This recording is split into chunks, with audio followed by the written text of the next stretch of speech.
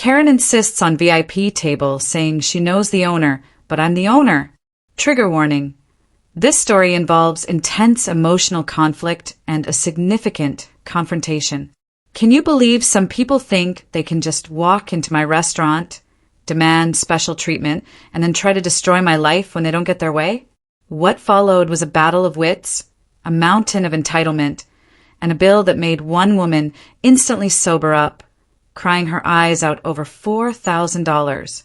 Look, my family has poured generations of blood, sweat, and tears into this restaurant.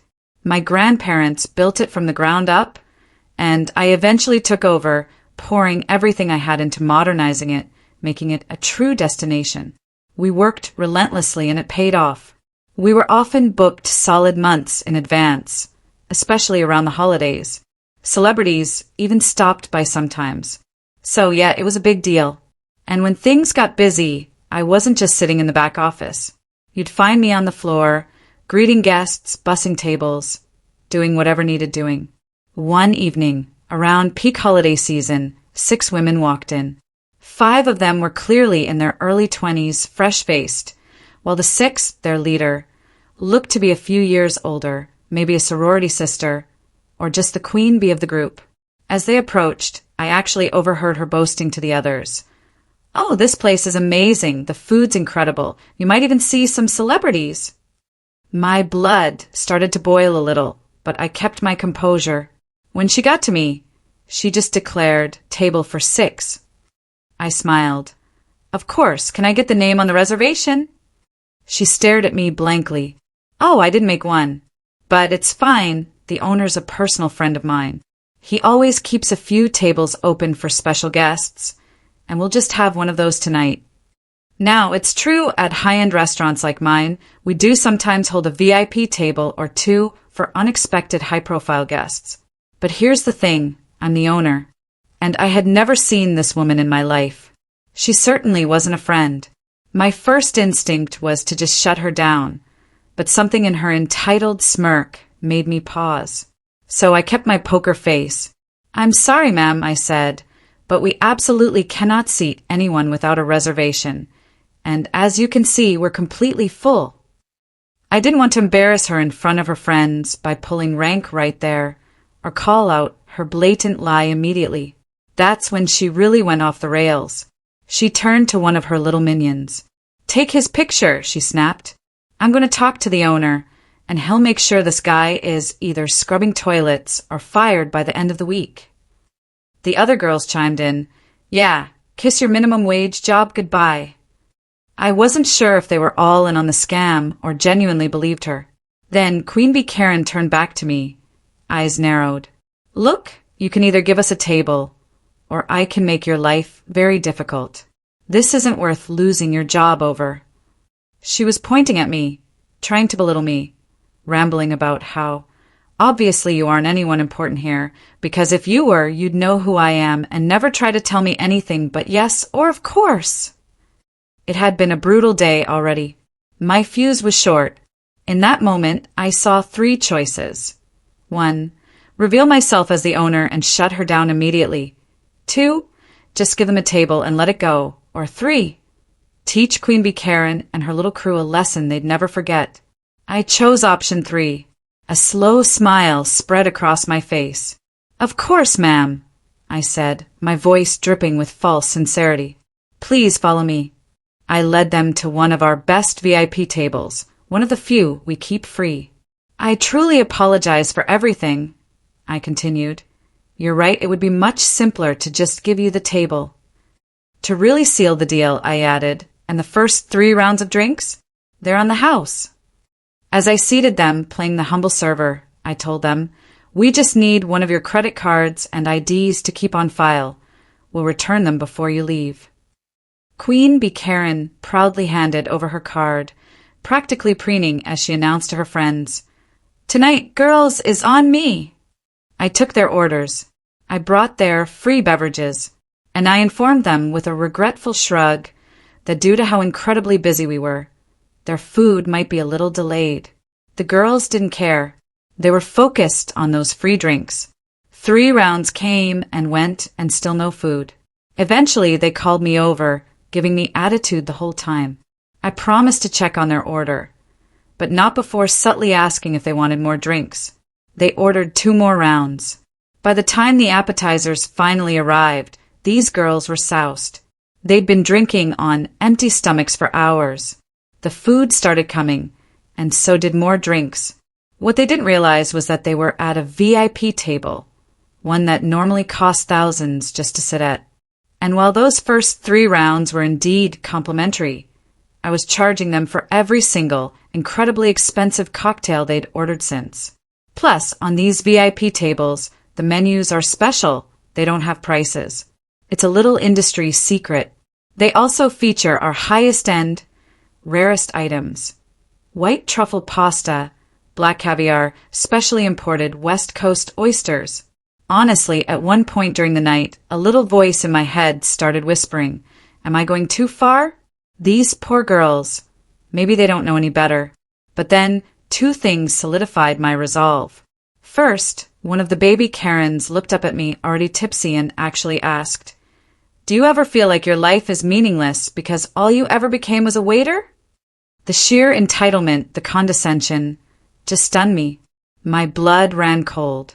And then later, I overheard them planning how they could always mess with me and get a table whenever they wanted. "He's cute," one giggled, "but I wouldn't date a waiter like that. He's such a pushover." That was it. The lesson continued. By the end of the night, each of those women had racked up bills ranging from $500 to $600 just for themselves.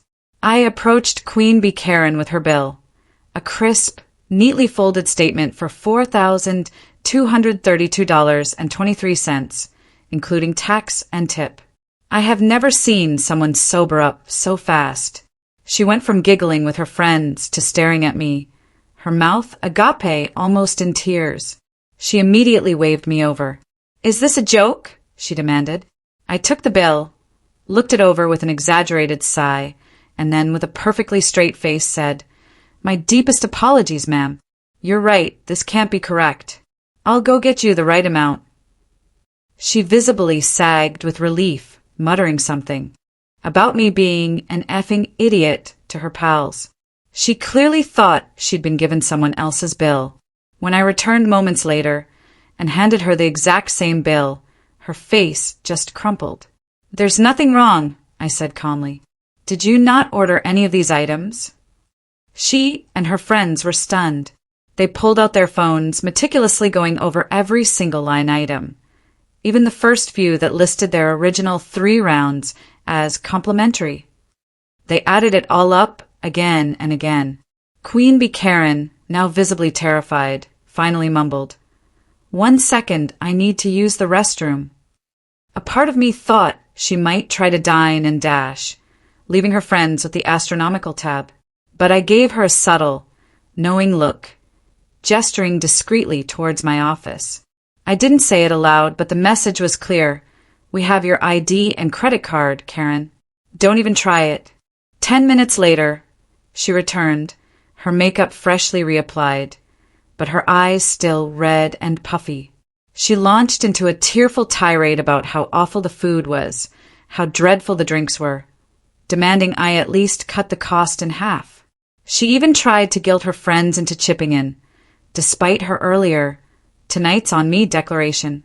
Then, as if a light bulb went off, she brought up her relationship with the owner again. I just smiled. "No," I said simply. "No, I can't adjust the bill." That's when she pulled out her phone. "See?"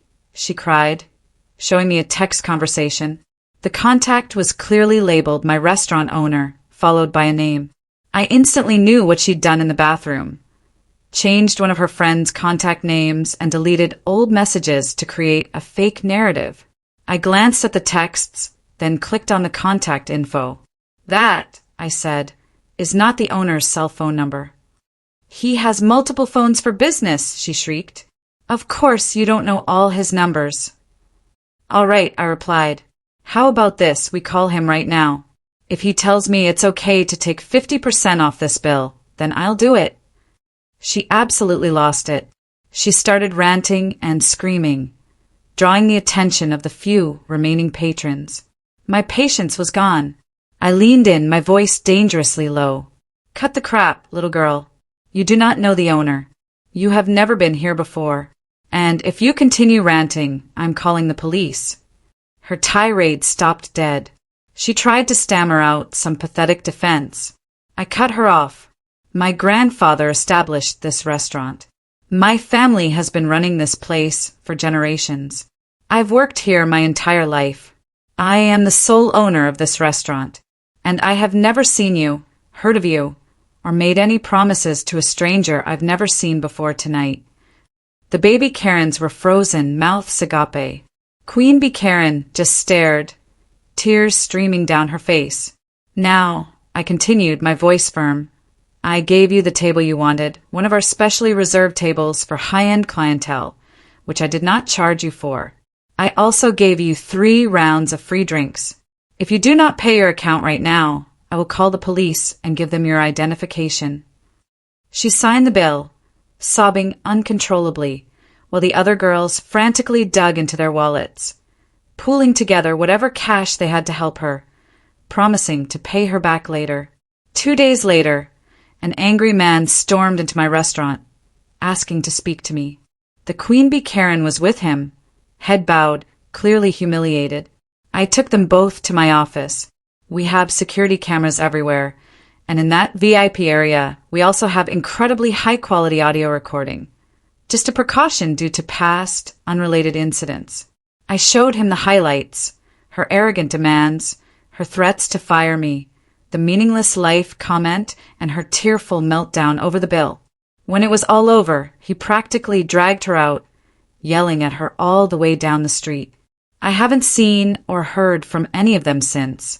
But the original bill I gave her, the one that didn't even include the $120 oysters, is framed on my desk. It's a nice reminder. And for the record, that free table and those 3 rounds of drinks barely cost me anything. The table would have been empty anyway, and the cost of all the other food and outrageously expensive drinks they ordered more than made up for it. So you know the whole story now. Tell me, what would you have done if these people walked into your restaurant?